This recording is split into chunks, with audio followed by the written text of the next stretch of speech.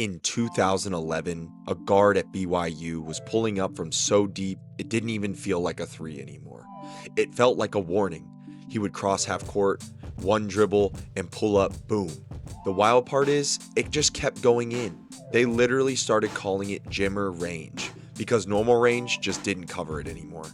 He led the entire nation in scoring at 28.9 a game, won National Player of the Year awards, and dragged BYU to the Sweet 16 with a 32-5 season. So the question is simple: was Jimmer Fredette actually that good?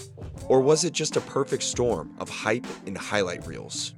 To understand why Jimmer Mania felt different, you have to start where it began: Glen Falls, New York.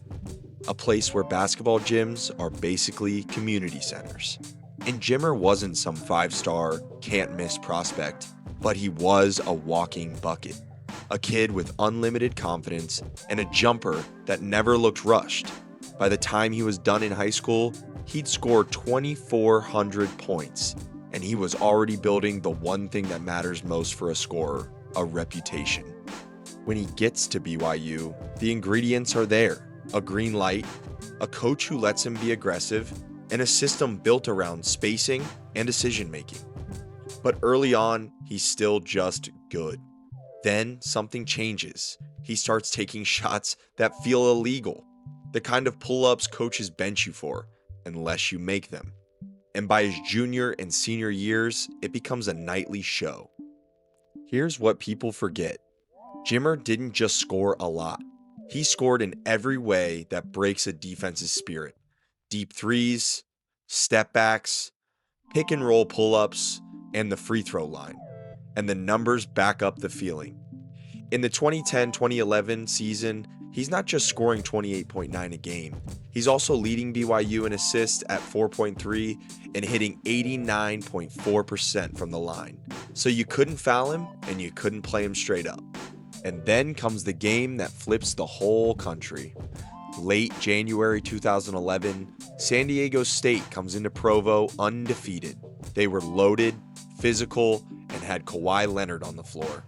And Jimmer goes nuclear for 43 points, granting BYU the win 71-58. And now, this isn't a nice season anymore. This is a movement. And from there, Jimmer's college career starts to snowball. SportsCenter highlights everywhere, crowds reacting like it's a concert, every defender picking him up earlier and earlier. It still doesn't matter, because the threat isn't the shot, it's the fact he'll take it, and he believes it's going in. That confidence is contagious, and it's also terrifying if you're guarding him. But if you want the purest example of how good was he actually, it's the 52-point game. Mountain West Tournament semifinal, BYU versus New Mexico. Jimmer drops 52 points, breaking BYU's single-game scoring record. He even passes Danny Ainge's career scoring mark in the process, 33 points in the first half alone. Now that's not hype, that's a real-life video game stat line. And by the end of that season, the resume is ridiculous. He finishes his BYU career with 2,599 points and puts up a school record 1,068 points in that senior season. This is why he's sweeping the national awards: Naismith, Wooden, Oscar Robertson, and basically everything else you can win. Now let's get to the real test: March Madness. Because this is where hype either becomes legacy or it becomes a footnote. BYU enters as a 3 seed. Their first round is against Wofford. Jimmer drops 32 points. Next round versus Gonzaga, he drops 34, and BYU blows them out 89-67. And now it's official. BYU is in the Sweet 16 for the first time since 1981.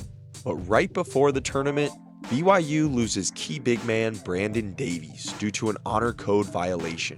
And that matters, because when teams start trapping Jimmer and loading up on him, you need someone inside to punish him. Sweet 16 rematch with Florida, and it turns into a war. It goes to overtime, tied at 68. Jimmer still finishes with 32, but Florida's defense makes every look feel like it's from a phone booth. BYU falls to 83-74 in OT, and just like that, the BYU chapter ends. So, how good was Jimmer Fredette actually at BYU? Here's the honest answer. He was one of the most electric college scorers of the modern era. Not fun for a year, not social media hype. He was a legitimate National Player of the Year who carried an offense night after night. He wasn't doing it once, he was doing it for a whole season against game plans designed entirely to stop him. But there's also a reason the NBA version didn't look like the BYU version. In college, he could be the engine and the shot creator on every possession. In the NBA, you have to fit into a role, and Jimmer's role was always awkward. He wasn't big enough to be a full-time 2, and he wasn't natural table-setting point guard. If your main superpower is shooting off the dribble, NBA athletes close that space pretty fast. And that's why the BYU years are the real legacy. Because at BYU, Jimmer wasn't a what if, he was the whole show. The guy who turned deep threes into a brand, who made a Mountain West game feel like a pay-per-view event, and who proved that one elite skill with the right system can take over the sport. So yes, Jimmer was actually that good. Not because every shot was smart, but because every shot was his shot. And for one insane season, the whole country knew it was coming and still couldn't stop it. If you want more how good was he actually, breakdowns from college legends, NBA stars, and athletes from every sport, hit subscribe and comment who you want next.